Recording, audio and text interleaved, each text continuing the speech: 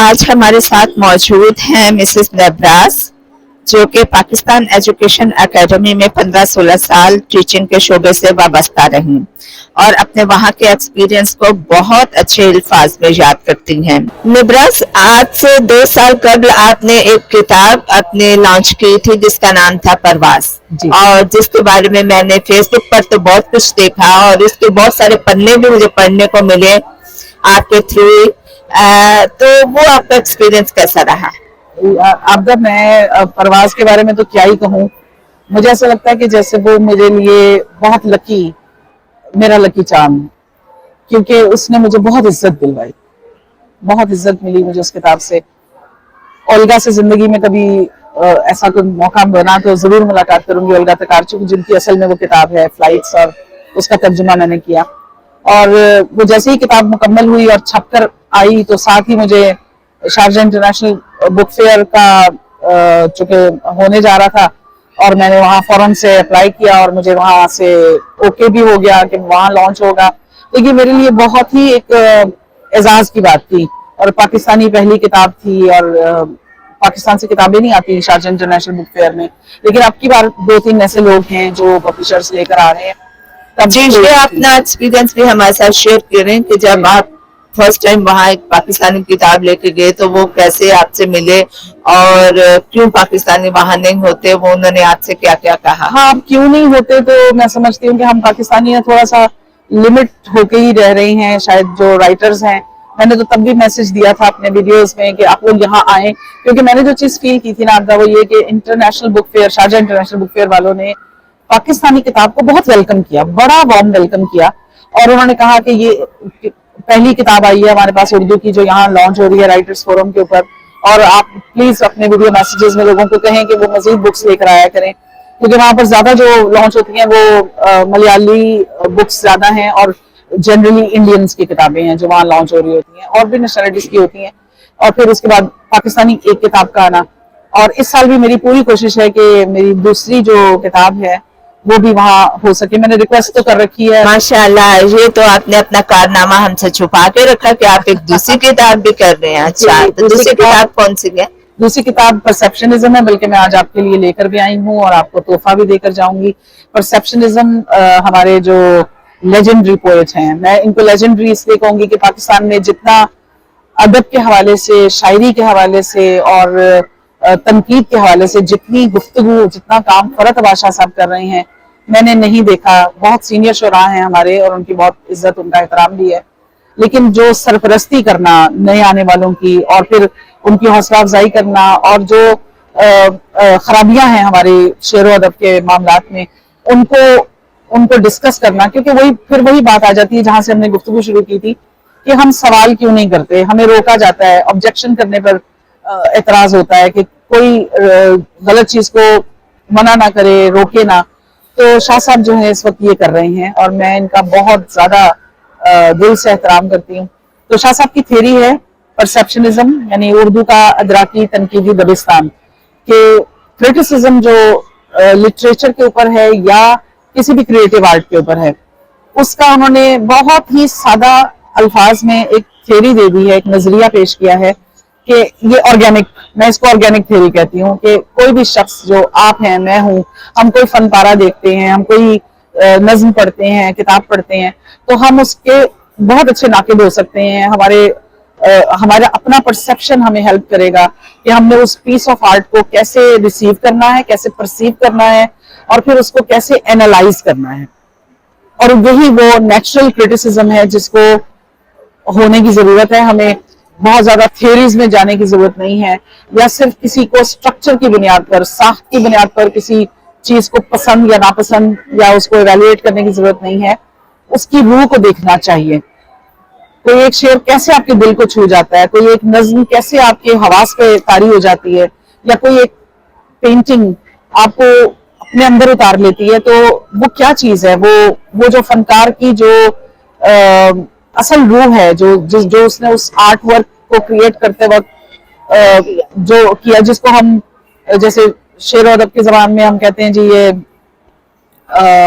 ان کے اوپر الہام اترتا ہے، یا ان کے اوپر خود بخود شاعری کا نزول ہوتا ہے۔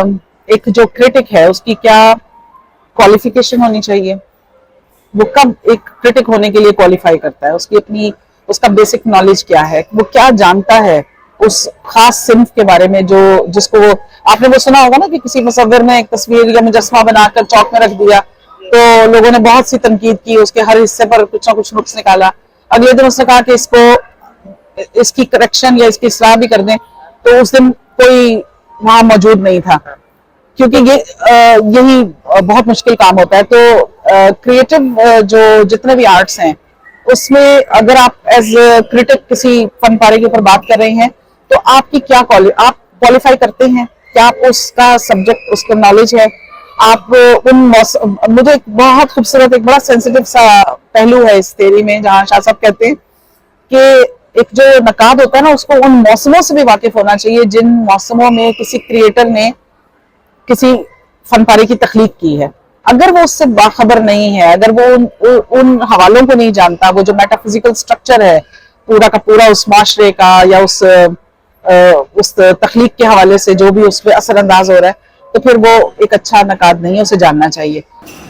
यहाँ एक है तो बड़ा ही आउट ऑफ द वे जाके एक मिसाल, लेकिन बिल्कुल आपकी इस बात के साथ हो जाती है।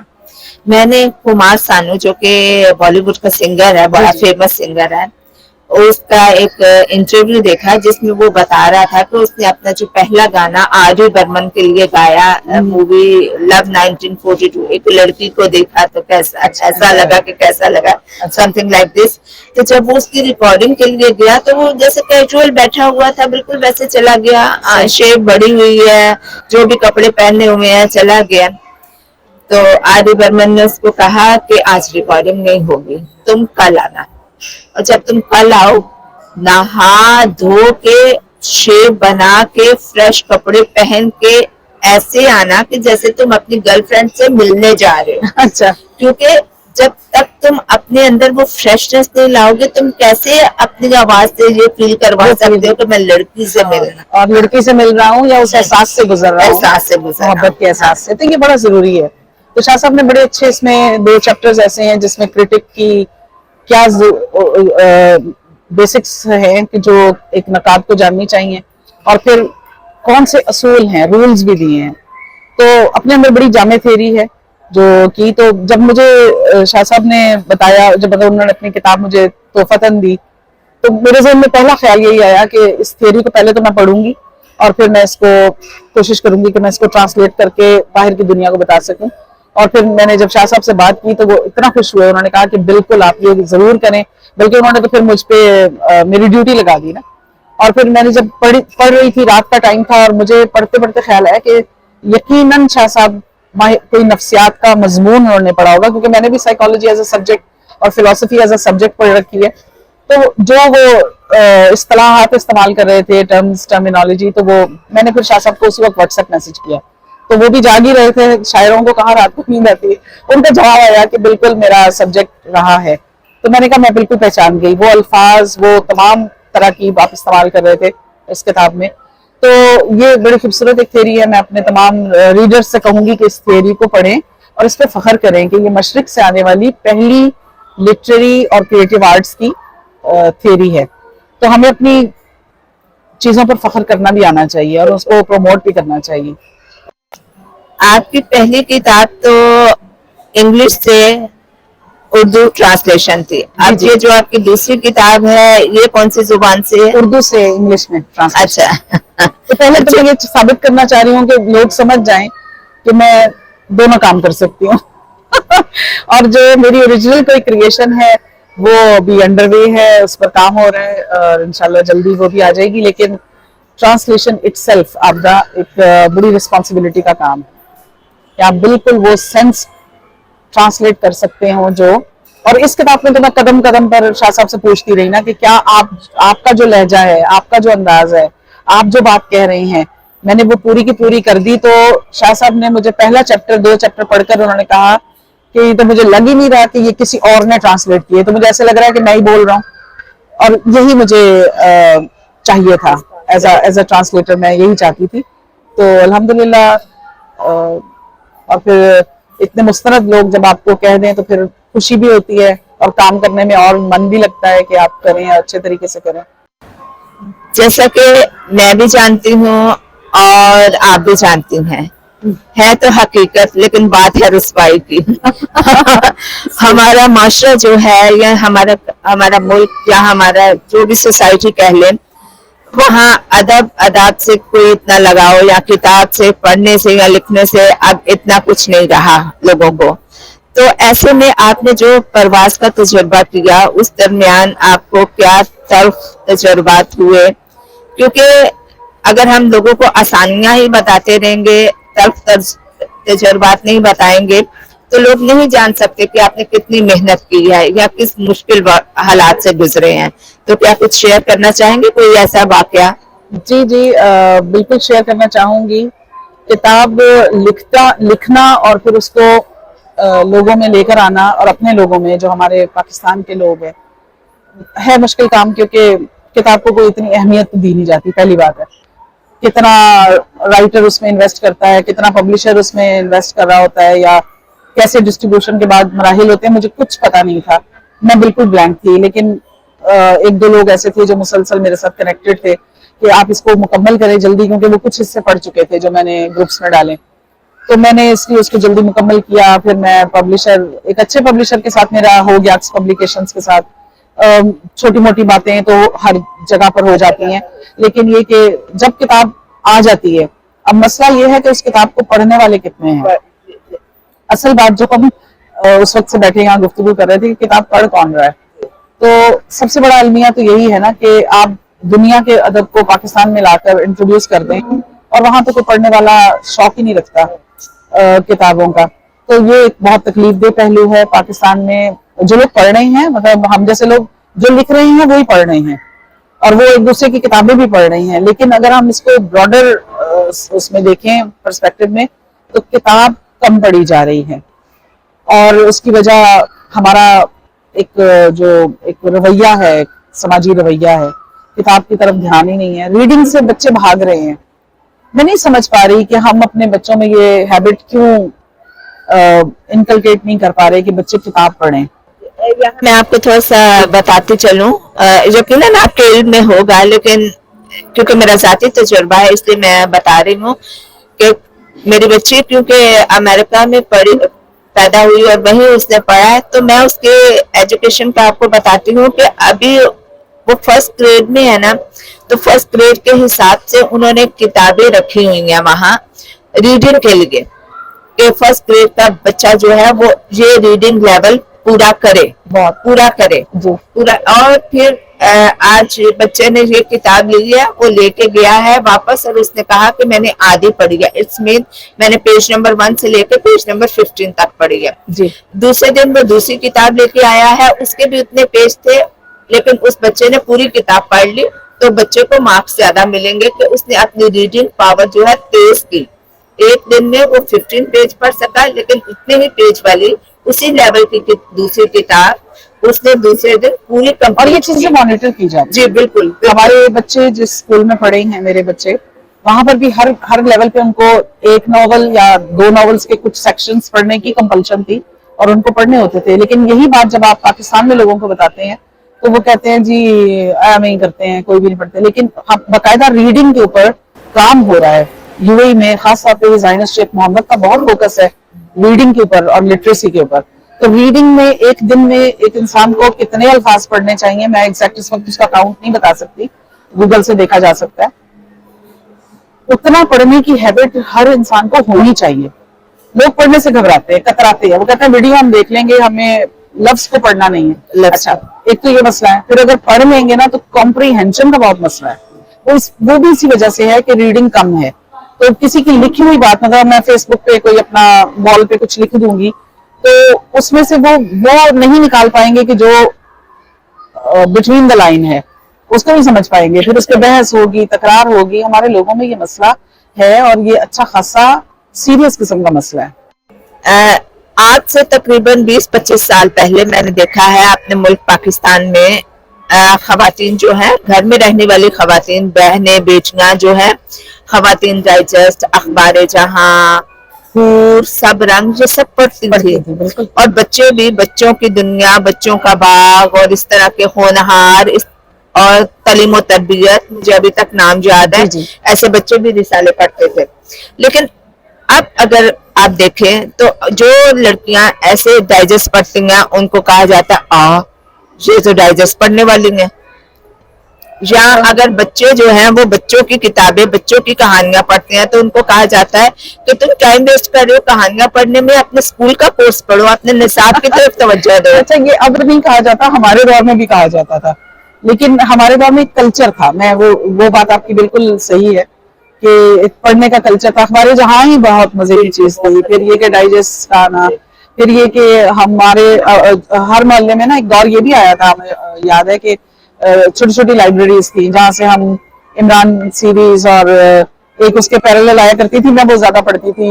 انسپیکٹر جمشید کیریکٹر تھا اور محمود فاروق فرزانہ, اور وہ بڑی انویسٹیگیٹو قسم کی ان کے. بہت سارے لوگ ہمارے آپ جیسے ایسے تھے کہ جو نہیں تھے خرید سکتے, وہ پرانے رسالے کی کتابوں سے بک شاپ سے ملتے تھے جو پرانے. بالکل, لاہور میں تو اب تک, جی لاہور میں اب تک ہے. انارکلی میں ایک حصہ ایسا ہے جہاں پر آپ جا کے وہاں سے پرانے ناولز اور کتابیں اٹھا لیتے ہیں. وہ اپنے اس موبائل فون سے مل جاتا ہے نا ادھر ادھر سے. تو میں بہت سے افسانے پڑھتی رہتی ہوں, ناولز پڑھتی رہتی ہوں, بہت کچھ پڑھتی رہتی ہوں. شاعری تو ہر وقت ہی ہمارے دوست احباب بہت سی شیئر کر رہے ہوتے ہیں اپنی. تو کچھ جو پڑھنے والے ہیں, بات پھر وہی آئے گی کہ ہمیں کیٹیگرائز کرنا ہوگا کہ ریڈنگ کرنے والے کون لوگ ہیں, اور ریڈنگ جو نہیں کر رہے وہ نہیں کر رہے. وہ موبائل پہ بھی ریڈنگ نہیں کر رہے, وہ ہارڈ کاپیز بھی اٹھا کے نہیں پڑھ رہے. تو ریڈنگ کا کلچر ڈیولپ کرنے کی بہت ضرورت ہے کہ کیوں ہمیں پڑھنا چاہیے. میں یہاں دیکھتی ہوں, انڈین کمیونٹی کو دیکھتی ہوں, بچے اسکول کی بس کا ویٹ کر رہے ہوتے ہیں نا, تو ان کے ہاتھ میں بکس ہوتے ہیں, بک پڑھ رہے ہوتے ہیں, اپنا ناول جو بھی انہوں نے. تو ہمارے پاکستانی بچے بالکل میرے شاپ میں بھی آپ دیکھیں, آپ اگر ٹرین میں سفر کر رہے ہیں تو پوری ٹرین نہ صحیح لیکن اس میں سے 10-15 لوگ ضرور ہیں جو یا پھر نیوز پیپر پڑھ رہے ہیں, یا ان کے ہاتھ میں بک ہے, یا وہ فون پر ہی کچھ پڑھ رہے ہیں. جی جی, تو یہ فون پہ بھی پڑھا جا سکتا ہے. اب یہ بھی ایک نئی بحث ہے نا کہ بہت سے لوگوں کو اس پر پڑھ کر گراسپنگ نہیں ہوتی, مطلب وہ اس کو ایبزارب نہیں کر سکتے.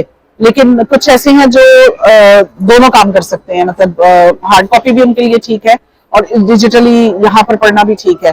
میں ان لوگوں میں سے ہوں, اور ایسے لوگ ابھی میں نے جو میرے جاننے والوں میں پوچھتی بھی رہتی ہوں اور اسیس کرتی رہتی ہوں. لوگ کم ہیں, لوگ کہتے ہیں کہ جی نہیں, اس پہ تو کتاب پڑھنے کا مزہ نہیں آتا. مجھے اتنا ہی مزہ آتا ہے جیسے میں نے اگر اولگا کا ناول پڑھا تو اسی پہ پڑھا, اور ٹرانسلیشن کی تو اپنے لیپ ٹاپ پہ اسی پہ اسکرین کے اوپر کی. مجھے ہارڈ کاپی کا تجربہ نہ بھی ہو تو بھی میں کنٹینٹ کو انجوائے کرنا جانتی ہوں. اور کچھ لوگ ہوتے ہیں وہ کہتے ہیں کہ جی نہیں, کتاب کا جو مزہ بالکل ہے, یہ تو ہمارا پرانا عشق ہے نا ہارڈ کاپی. کچھ لوگوں کے ہاتھ میں جب تک پیپر نہ آئے, اس کی خوشبو نہ آئے, ہاں شاید وہ اس سے ایک فزیکل کلوزنس اور اس کی اور کاغذ کی اپنی ایک جو خوشبو ہے کتاب کی, وہ اس کو محسوس کرنا چاہتے ہیں.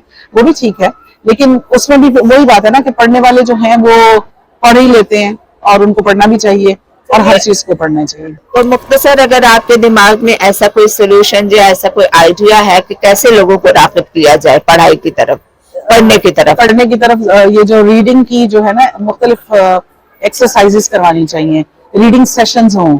میری بڑی خواہش ہے, میں انشاءاللہ زیک انٹرنیشنل کے انڈر بہت ہی جلدی یہ شروع کروں گی کہ جس میں ہم بچوں کے نا ریڈنگ سیشنز کروا سکیں, جس میں ہم ان کو کچھ ٹائم دے سکیں, کچھ بکس دے سکیں, اور کتاب کو تحفے کے طور پہ بھی دینا چاہیے ہمیں نا, انکریج کریں. ہمارے یہاں پاکستان کے اندر اگر میں دیکھتی ہوں تو کتاب تو کہیں غائب ہے نا. اب تو صرف یا تو کھانا پینا چل رہا ہے اور یا پہننا اوڑھنا چل رہا ہے.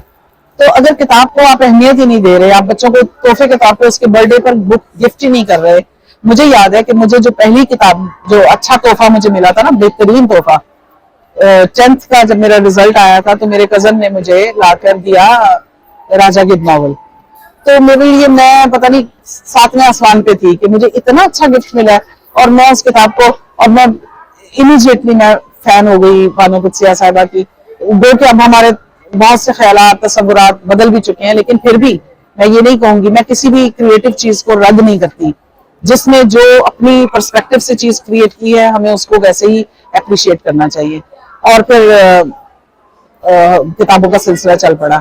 اور بھی بہت ساری آپ کی جو پریشانیاں ہیں وہ دور ہو جاتی ہیں کہ پڑھنے سے آپ کا جو دماغ ہے आपको वैसी ही दुनिया क्रिएट करता है जैसे जो कुछ आप पढ़ रहे होते हैं। इसका मतलब ये है कि आप अपने दिमाग से काम ले रहे हैं। जी जिसकी एक हल्की सी मिसाल ये है कि जब तक हमारे पास ये आईफोन नहीं था, हमें कम से कम 15-20 अपने दोस्तों या रिश्तेदारों के टेलीफोन नंबर याद होते थे। अब आप देखें, आपको किसी एक का भी नंबर याद नहीं होगा। तो जब आप उस चीज से काम नहीं लेंगे तो वो जाहिर है काम करना छोड़ देगा। और इसी वजह से आजकल हम आज की दुनिया में अपने इर्द गिर्द ये जो याददाश्त चली जाना या एक्साइमर या इस तरह की जो बीमारियां हैं, ये ज्यादा देखते हैं, क्योंकि ज्यादा देखते हैं, इस्तेमाल कम हो गया, एक्टिवेट रखेंगे। जब हम पढ़ेंगे हम वैसा ही फील करेंगे, हम वैसी ही दुनिया दिमाग, जैसा कि आप एक कहानी पढ़ते हैं, दरवाजा खुला वो अंदर आया, एकदम आपके दिमाग में एक घर कमरे का सीन आ जाता है, उसका दरवाजा खुलता है और वो जो शख्स होता है उसका भी आपने एक हुलिया बनाया होता है, हुलिया बना। आपके बच्चे या आपके घर की खवातीन या जो भी कोई कुछ पढ़ रहा है, आप प्लीज उसे पढ़ने दें, क्योंकि इससे आपकी जो क्रिटिकल एनालिसिस की जो सलाहियत है ना, उसको जिला मिलती है।